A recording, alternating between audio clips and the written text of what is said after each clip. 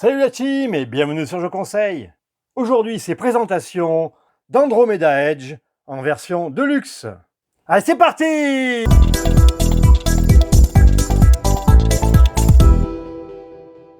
Il s'agit de la version en anglais, mais Lucky Duck Games a prévu de faire une VF d'ici mi-2025. J'ai fait la mise en place en configuration pour 2 factions, et comme on peut le voir, le jeu prend une certaine place.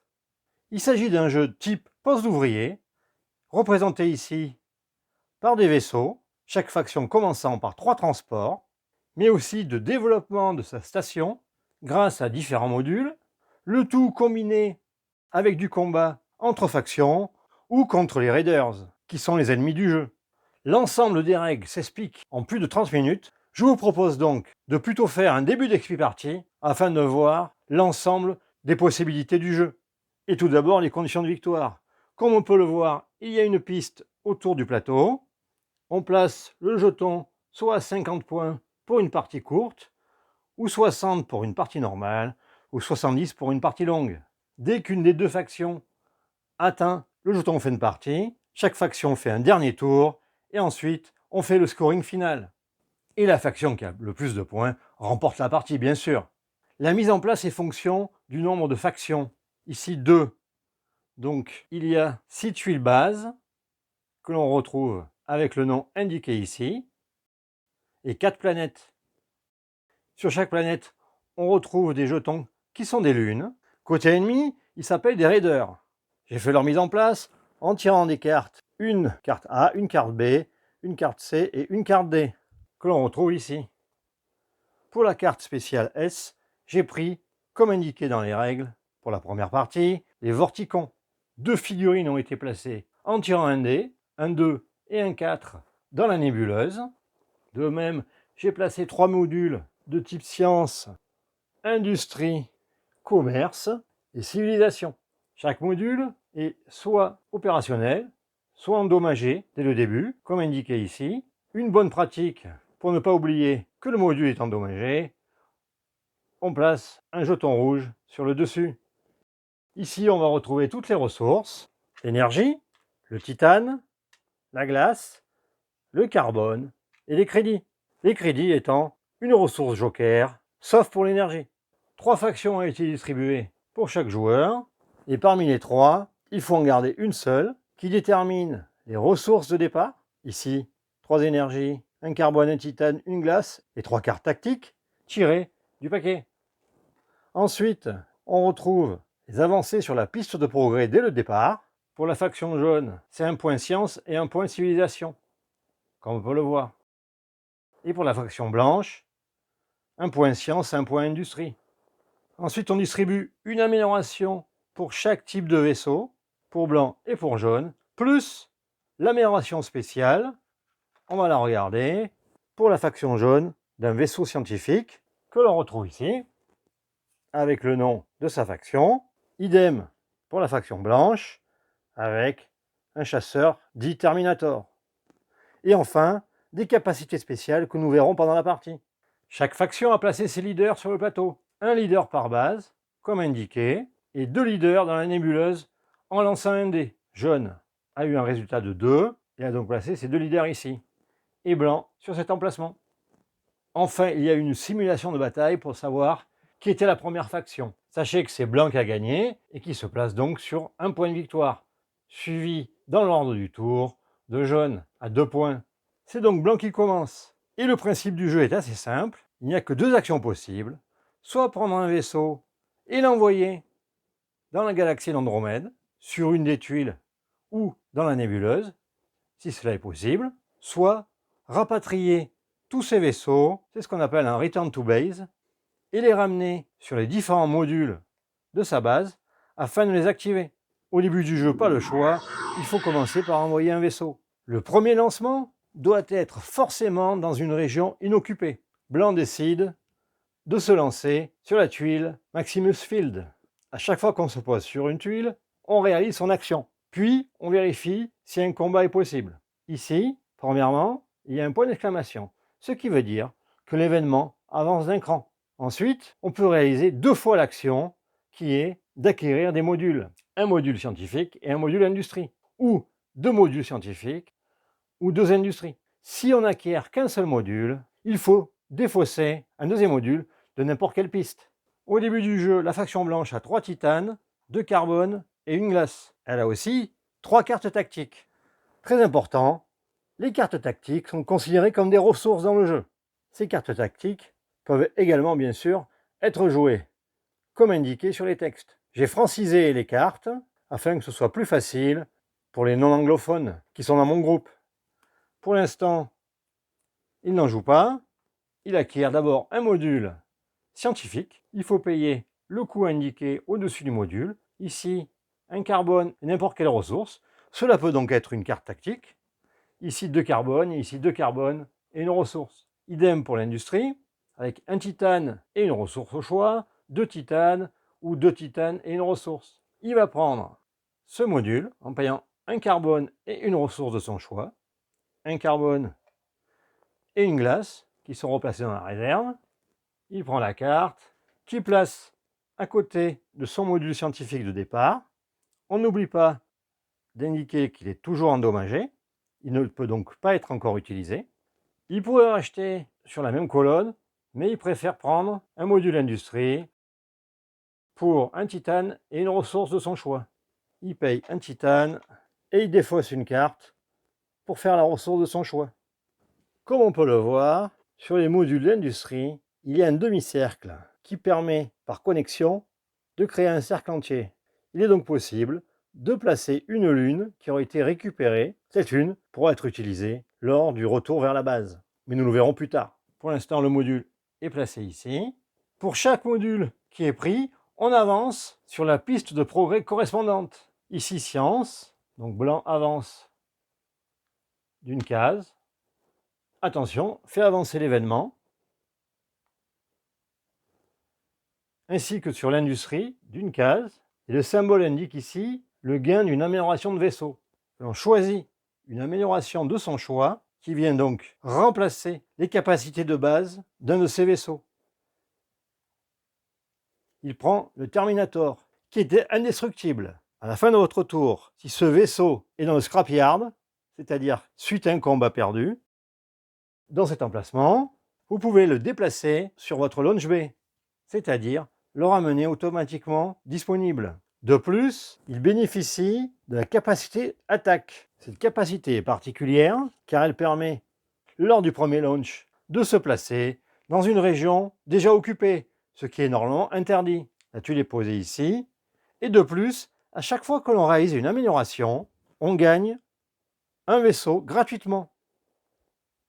De plus, n'importe quand pendant votre tour, il est possible de recruter des leaders de sa couleur dans les régions où on possède un vaisseau. Ici, pour l'instant, un seul vaisseau. Donc, le leader dans cette région est recruté et il est placé sur cet emplacement. Ça pourrait être très utile, notamment pour développer des structures, mais nous en reparlerons plus tard. On vérifie ensuite si les raiders dans la galaxie sont à portée de la région active, c'est-à-dire celles qui viennent d'être jouées. Les raiders ont une carte qui indique leur mouvement possible et leur dé de combat, ainsi qu'une capacité spéciale et le gain en cas de victoire contre ces raiders. Ici, avec un mouvement de 1, les vorticons sont trop loin de la région active, ils ne se déplacent pas. Comme blanc a acquis ces modules, on fait glisser tous les modules d'un cran vers le bas, comme ceci. Et on rajoute un module de chaque. Et comme je l'ai dit, une bonne pratique est de mettre de suite le dégât sur un module endommagé. C'est donc un jaune. Au début du jeu, il a utilisé sa capacité de prophétie, c'est-à-dire qu'il a pioché 3 modules de civilisation bleus. Chaque module pourra être développé gratuitement sur sa base lorsqu'il aura construit une structure de n'importe quel type. Pour l'instant, ils sont gardés secrets. Et il décide d'envoyer un transport sur son premier launch sur cette planète. Et je rappelle que cela doit être dans une région inoccupée. L'action sur une planète est de simplement récupérer la lune correspondante. À tout moment, pendant son tour, il pourra la dépenser pour gagner une glace ou un titane. Pour l'instant, elle est gardée dans cet emplacement. Et comme on peut le voir, on peut avoir jusqu'à 4 lunes. On retourne la prochaine lune, qui est maintenant disponible. Il s'agit de glace et titane. On vérifie ensuite que les vorticons sont à distance de combat. La région active est à 2 de distance et ils n'ont qu'un de mouvement. Ils ne se déplacent pas. C'est donc à nouveau à blanc. Qui va d'abord jouer une carte tactique? Jouez à votre tour si vous n'êtes pas en combat. Cette carte a une capacité spéciale. Sustain. C'est-à-dire qu'elle va être gardée active jusqu'à ce que la faction blanche décide de faire un return to base. À ce moment-là, la carte sera défaussée. Tous vos vaisseaux ont un D6 supplémentaire en combat, comme indiqué ici. La carte est placée sur un emplacement à côté du plateau de faction, par exemple ici, et ensuite, il lance son chasseur. Pour les vaisseaux suivants, il faut respecter la règle de distance, c'est-à-dire ce vaisseau a 2 de distance, il peut donc être placé dans une région au maximum de 2 par rapport à un de ses propres vaisseaux. Par exemple sur le développement Office, ou l'Odessa Field, ou adjacent. Attention, il n'est pas possible d'envoyer un vaisseau dans la nébuleuse, sauf si on a la capacité dite de voyage avec ce symbole. En général, il n'y a que le vaisseau scientifique qui a cette capacité. Le chasseur ne l'ayant pas, il ne peut donc pas aller dans la nébuleuse, il décide de venir sur cette planète. Il gagne immédiatement la lune correspondante. Ici, la possibilité, en dépensant la lune, de gagner une carte tactique. Il préfère la garder. On retourne la nouvelle lune. Il s'agit d'un crédit. Et on vérifie si les vorticons sont à portée. Eh bien oui, celui-ci a une portée de 1. Il se déplace dans la région active. Il y a donc une bataille. Il suffit de suivre la procédure sur l'aide de jeu. Premièrement, escalation. Chaque joueur peut déplacer des vaisseaux à distance dans la région active. C'est-à-dire que si un vaisseau peut atteindre avec son mouvement la région active, il peut participer au combat. Et on le fait dans l'ordre du tour. Par exemple ici, blanc avec ce vaisseau de mouvement 1 peut venir participer au combat. Et dans ce cas-là, cela va permettre de renforcer son attaque. Pas d'autres vaisseaux autour. On passe à la phase suivante. À noter qu'il n'est pas possible d'avoir des raiders différents dans la même case. Si plusieurs raiders peuvent atteindre la région active, il faut choisir lequel vient dans la bataille. Ensuite, chaque faction peut jouer une carte diplomatique, et une seule. Blanc n'en joue pas, car il n'en a pas. On fait la préparation de bataille, on détermine les dés de bataille, maximum 6, et on calcule la valeur de targeting, dit aussi ciblage, qui est au maximum de 5. On regarde la valeur de combat des vaisseaux. Le Terminator, qui a 3 dés, plus un dé du transport, soit un total de 4. Ensuite, si une de ces structures est présente dans la région active ou adjacente, on gagne un dé supplémentaire. Mais aucune structure n'a encore été construite. Puis on peut payer de l'énergie pour avoir un dé supplémentaire pour chaque énergie. La capacité spéciale de la faction blanche de librement échanger du titane avec de l'énergie. Elle pourrait donc donner un titane et gagner une énergie qui serait dépensée pour avoir un dé supplémentaire. Mais elle ne le fait pas car elle a déjà 4 dés. Et on n'oublie pas la capacité spéciale, les lasers améliorés, un dé 6 supplémentaire, soit un total de 5. On calcule ensuite le ciblage, c'est-à-dire la possibilité de relancer des petites valeurs de dés. Ici, 2 vaisseaux, lors du combat, tous les 1 sont relancés. Avec 3 vaisseaux, tous les 1 et les 2 sont relancés. On jette les dés de bataille de manière simultanée. Il y a un 1, il est donc relancé. On lance aussi pour les vorticons 2 dés. Et on compare le plus haut dé dans la bataille. Ici 5 pour 5. Ces 2 dés s'annulent. On continue. 5 pour 2. Victoire des blancs. Si une faction l'emporte, comme c'est le cas ici, elle augmente de 1 sur la piste de suprématie. Donc blanc avance de 1 sur cette piste. S'il avait atteint cette case, il gagnait immédiatement cet avantage qu'il pourrait utiliser à tout moment pour gagner 2 points de victoire et 2 cartes tactiques. Les autres qui atteignent cette case gagnent seulement 2 points de victoire. Ensuite, on gagne la récompense comme indiqué sur les raiders, les Vorticons, récompense une carte tactique, qu'il s'agit d'une carte diplomatique. Et enfin, les perdants vont tous dans le scrapyard, le cimetière, sauf s'il s'agit d'un raider, et dans ce cas-là, il est renvoyé sur sa carte. Si une faction perd une bataille, elle peut, en compensation, utiliser les opérations tactiques, c'est-à-dire piocher une carte tactique ou gagner des ressources si une lune s'y trouve. Le tour de blanc est terminé. Important, à la fin de son tour, on doit toujours vérifier le nombre de ressources, maximum 10 énergies, et pour le reste, c'est 5, y compris les cartes. Ici, pas de problème.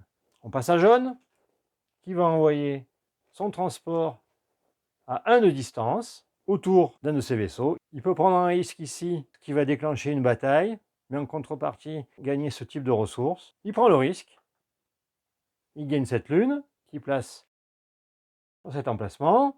On retourne la nouvelle lune. Le raider type Vorticon a un no move, il peut donc venir sur la région active. Et comme on l'a vu, on peut rajouter des vaisseaux qui peuvent atteindre la région. C'est ce qu'il fait. Il y a donc combat. Pas d'autres vaisseaux à proximité.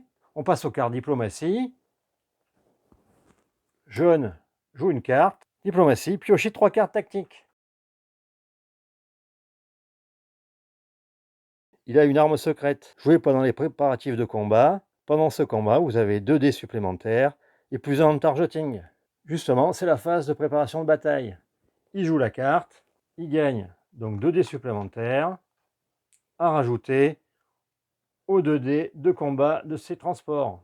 Il n'a pas de structure adjacente, donc pas de bonus supplémentaire. Il ne paye pas d'énergie pour avoir jusqu'à 6 dés supplémentaires. 4 devrait suffire. Et il a plus 1 en targeting, donc 3, ça veut dire qu'il relance tous les 1 et tous les 2. On lance les dés. Eh bien, tous les 1 et tous les 2 sont relancés. Il a à nouveau fait 2 ou moins. Il relance donc les 2 dés. Pour un total de 6, 5, 4, 4. Le raider lance ses 2 dés et fait un 6. Donc 6 pour 6, on annule et on passe au dé suivant. 5 pour 2, victoire des jaunes. Comme tout à l'heure, à chaque fois qu'on gagne un combat, on avance sur la piste de suprématie. Ensuite, dans le cas des raiders, ils sont envoyés sur la carte. Et on gagne la récompense. Ici, une carte tactique. Fin du tour, on vérifie le nombre de ses ressources. 5 cartes en main, c'est le maximum. C'est à blanc qui envoie un de ses transports à 1 de distance d'un de ses vaisseaux. Ce sera ici. Il gagne cette lune qu'il garde. Pas de combat. On passe à jaune qui envoie son dernier vaisseau. Je rappelle qu'il est tout à fait possible de faire un return to base, même si l'on a encore des vaisseaux disponibles. Toujours à 1 de distance, il vient sur Odessa Field. Il peut prendre un de ses leaders, c'est ce qu'il fait. Ensuite, on n'oublie pas de faire avancer l'événement. Et il achète 1 ou 2 modules. Il va acheter un module civilisation pour une glace et une ressource. Ce sera une carte, celle-ci.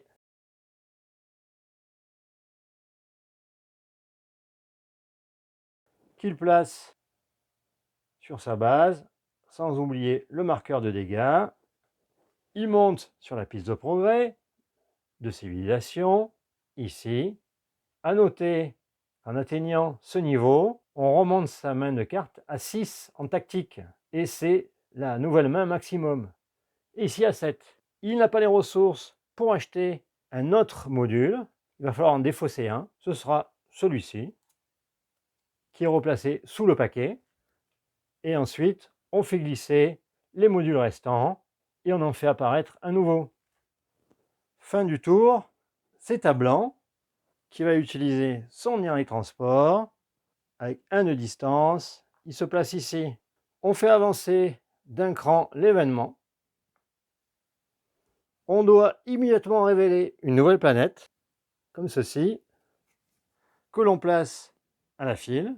Une planète rouge. On y place 3 lunes de sa couleur. On prend le marqueur événement que l'on met sur sa station afin de se rappeler qu'il faudra résoudre une carte événement à la fin de son tour. Ensuite, on fait son tour normalement, c'est-à-dire ici, acquérir jusqu'à 2 modules sciences et industrie, un carbone et une ressource au choix. En défaussant une carte, il gagne ce module. Et on avance sur la piste. Immédiatement, il choisit parmi les 5 pions une capacité. Il prend ce jeton qu'il peut utiliser à tout moment. Il va s'en servir de suite, de monter sur la piste d'industrie. Le jeton est donc défaussé. On replace caché bien sûr les autres jetons. Il avance sur la piste d'industrie. On fait avancer le marqueur événement, mais celui-ci ne peut pas être déplacé pour l'instant, puisqu'il faut d'abord résoudre un événement. Et ensuite, il pourrait, pour un titane et une ressource, acquérir ce module. C'est ce qu'il fait. Ce sera 2 ressources. Et il avance à nouveau sur la piste. Il gagne une amélioration. Il va prendre l'amélioration vaisseau scientifique. Celui-ci a des scanners. Quand vous gagnez une lune avec ce vaisseau, vous pouvez immédiatement gagner les bénéfices du pion sans le défausser. Je rappelle qu'avec une amélioration de vaisseau, on gagne le vaisseau correspondant. Il a terminé son tour. On fait donc l'événement. Celui-ci est replacé sur son emplacement de départ. Ensuite, on pioche une carte et on résout ses effets. Tempête de comète. Premièrement, on score les points de victoire comme indiqué, c'est-à-dire les points sur la piste bleue dite civilisation, moins le nombre de modules endommagés. 7 pour jaune, moins 1, 6, donc 6 points pour jaune, qui passe à 8, et 5, moins 1, 4 pour blanc, qui passe à 5. Ensuite, on place le nouveau raider, ici C. Il s'agit de la lettre C, donc, le pirate de glace. Il commence sur la nouvelle planète révélée. On le place donc sur cet emplacement. Ensuite, on lit l'effet spécial. Si le pirate de glace est dans la région active, les vaisseaux ne peuvent pas se déplacer dans cette région active durant la phase escalation. C'est-à-dire qu'en fait, on ne peut pas rajouter, lors d'une bataille avec le pirate de glace, des vaisseaux qui seraient à proximité. Celui-ci a un de mouvement, 4 dés de combat et un bouclier. C'est-à-dire que lorsqu'il prendra un dommage, on placera un pion de dégâts sur cet emplacement. Il faudra donc gagner un deuxième combat pour l'éliminer. Après chaque bataille gagnée contre lui, il y aura quand même la récompense, ici, de glace. Et enfin, on lit l'effet spécial de l'événement. Chaque joueur gagne une glace. Placez ensuite une glace sur la nouvelle planète, ainsi que sur chaque région adjacente. Il s'agit d'une ressource supplémentaire qui peut donc être gagnée lorsqu'un vaisseau se lance sur une de ces 4 régions. Blanc a terminé, c'est un jaune qui n'a plus de vaisseau disponible, c'est donc forcément un retour vers la base. Pour cela, on prend les vaisseaux les uns après les autres et on déclenche les effets des modules qui vont être activés. Premièrement, le transport qu'il place sur cette ligne, ce qui lui fait gagner 2 énergies. Ensuite, il prend un deuxième vaisseau, il pourrait activer un de ces 3 modules, celui-ci étant endommagé. Il préfère placer son transport sur le module architecte et il active cette action qui est de construire une structure. Pour construire une structure, il faut d'abord avoir un transport qui est toujours sur une planète. En effet, chaque planète peut accueillir une structure particulière. Ici, ce transport peut construire donc une structure de type observatoire en payant 2 carbone. Je ne paye donc 2 carbone. Il n'en a qu'un, mais il peut utiliser une de ces lunes. Il la dépense et il gagne un carbone et un titane. Il paye donc les 2 carbones. Il doit également avoir un nombre de leaders disponibles. Ici, un leader. Il en a 2. Il le prend et il prend la structure correspondante, l'observatoire. Il place son leader dans la structure et enfin la structure sur son transport. Il ne peut y avoir qu'une seule structure par région. Et enfin, il fait avancer la piste correspondante, ici science, d'une case, ce qui fait donc avancer de 1 l'événement. Et enfin, il marque des points de victoire en fonction du nombre de leaders dans la région active et dans les régions adjacentes, pour un total maximum de 10. Ici, 1, 2, 3, 4, 5, 6, 7, 8 points. De 8, il passe à 16. Et il prend une carte développement correspondant à la structure. Il y a donc 5 types de cartes en fonction de la structure qui a été construite. Les cités permettent de gagner un module de son choix. Le Spaceport transformer 2 ressources en 3 ressources de son choix. Obélisque fait gagner 4 énergies. Factory, l'usine, de repair. Et enfin l'observatoire, de choisir un jeton parmi le tas en haut de la piste. C'est ce que fait la faction jaune. On retourne la carte et on voit qu'à la fin du jeu, chacun de ces observatoires rapportera un certain nombre de points de victoire en fonction du niveau atteint. Pour l'instant, il est niveau 1, 5 points. S'il arrive à monter son jeton au niveau 2, 7 points, et au maximum au niveau 3 pour 10 points. Il choisit un jeton et il va garder celui-ci qui lui permettra de monter d'un cran sur la piste science. Il a terminé son Return to Base. Tous ses vaisseaux sont à nouveau disponibles pour le prochain tour. C'est à blanc qui va utiliser son dernier vaisseau, le vaisseau scientifique, qui a un déplacement de 2 et 3 en combat. Il se déplace donc par rapport à un de ses vaisseaux déjà sur une région. Ce sera cette région. Il peut donc aller jusqu'à 2 cases. De plus, il a la capacité de voyage, comme je l'ai expliqué, c'est-à-dire qu'il peut aller dans la nébuleuse. C'est ce qu'il fait. Il vient donc ici, il récupère cette lune. Sa capacité d'ailleurs lui permet, lorsqu'il récupère une lune, de gagner les bénéfices sans la défausser. Donc, 2 énergies. Il décide de récupérer ses 2 leaders. Et enfin, il regarde les 2 cartes événements. Il choisit celle qu'il laisse sur le paquet et celle qu'il remet en dessous de son avancée sur la piste industrie. Il préfère laisser celle-ci pour scorer plus de points. L'autre se retrouve sous le paquet. Il a terminé son tour. C'est donc à jaune qui envoie un transport sur n'importe quelle région sans vaisseau ni raider. Il décide d'aller au shipyard. Il récupère un de ses leaders et il fait l'action construire. En effet, il n'a plus que 2 vaisseaux. Il construit un transport pour 2 ressources. Ce sera 2 énergies. Il va jouer cette carte. Jouez à votre tour si vous n'êtes pas en combat, ce qui fait avancer l'événement d'un cran. Choisissez un module disponible et payez son coût pour l'ajouter à votre station. Ce module, en payant un titane et une ressource, ce sera une énergie et un titane qui place à cet emplacement. On n'oublie pas de regarder le mouvement des pirates de glace de 1 seulement, donc le pirate ne vient pas attaquer le transport jaune. C'est à blanc qui n'a plus de vaisseau, il faut faire un retour sur base. Premièrement, il décide d'abord de placer les lunes sur ses modules industrie. Ensuite, il prend un premier vaisseau, ce sera le vaisseau scientifique, et il active d'abord le module industrie, ce qui lui permet de réparer ou de construire un vaisseau. Il va réparer ce module. Ensuite, il prend un autre vaisseau et le place sur la ligne scientifique. Cela permet d'activer toute la ligne avec un seul vaisseau, ce qui lui fait gagner donc 2 énergies, un crédit et une énergie ou une glace. Ce sera une glace. Il continue avec ce transport. Il active la ligne de commerce pour un crédit. Ensuite, avec l'énergie, il peut continuer à activer les autres modules industrie, puisque au moins un sur la ligne a été activé par un vaisseau. Il va donc activer ce module, un point de victoire, un titane, et chaque faction gagne un carbone. Comme il a activé les 2 modules connectés à la Lune, il gagne également le bonus, 2 énergies. Et il active le dernier module, un point de victoire, une glace, et toutes les factions gagnent également une glace. Il a également la possibilité d'activer cette lune, une glace, un point de victoire. Il continue avec ce transport et il active la ligne architecte. Il choisit de développer une structure. Il a bien un transport sur une planète, il faut 3 glaces et 3 leaders. Il a bien ces 3 leaders et il paye 3 glaces. Il prend la structure correspondante et il place ses leaders. Ensuite, on place le transport qui n'est donc plus disponible.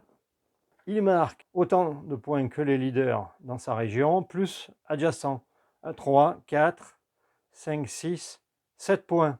Le voilà à 15. Il monte de 1 sur la piste correspondante et il gagne une carte développement. Celle-ci lui permet à tout moment de gagner un module de son choix, puis de retourner la carte. Avec en fin de partie, s'il est niveau 1 sur la piste civilisation, 5 points, voire 7, voire 10 points pour le niveau 3. Il doit défausser toutes ces cartes de type Sustain, donc le laser amélioré est défaussé. Et il a fini d'activer tous ses modules. On défausse les énergies utilisées et on replace tous les vaisseaux pour qu'ils soient à nouveau disponibles pour le prochain tour. Voilà, ce sera tout pour ce début de partie d'Andromeda Edge.